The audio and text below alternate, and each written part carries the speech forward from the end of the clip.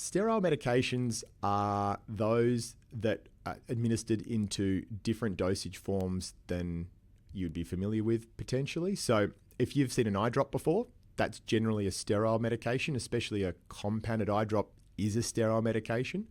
A thing like an injection, so that could be a injection into your muscle, or it could be just under the skin, like in the case of insulin. That's also a sterile medicine. And then any medicine that goes into an IV, like you might have had in hospital or at your doctor's clinic, those are sterile medications too. So these medications are very specialized, and compounding pharmacies can really help get these types of medications formulated with the assistance of your doctor or specialist. But obviously everything that's made has an expiry date or a best use date, which is a BUD. And this is subject to a few key things. So it might be the ingredients used and how stable they are.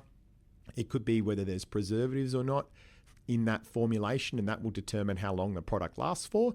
And compounding medication has some rules and regulations that provide guidance to how long a medicine should last for.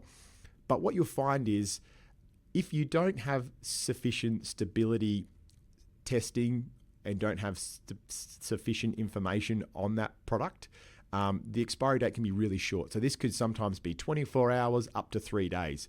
When there's a compounded formula that's had a series of stability indicating assays and tests done with it, what it enables a compounding pharmacy like us to do is to provide a slightly extended expiry date based on the information that we have. So things like some of our eye drops, because we've spent a lot of research and time developing, the information we have through the testing that we've done gives it a 30-day to 90-day expiry date in some situations. So the best thing for you to do if you're unsure about the expiry date of a sterile medicine is to have a look on the label.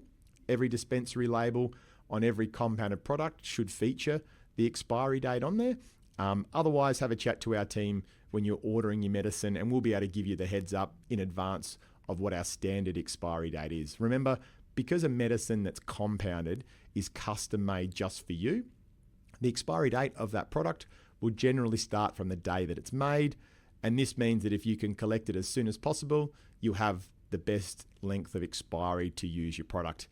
After the product expires, we don't recommend taking it anymore, and it's probably now a good time to refill your repeat or chat to your doctor about a new prescription.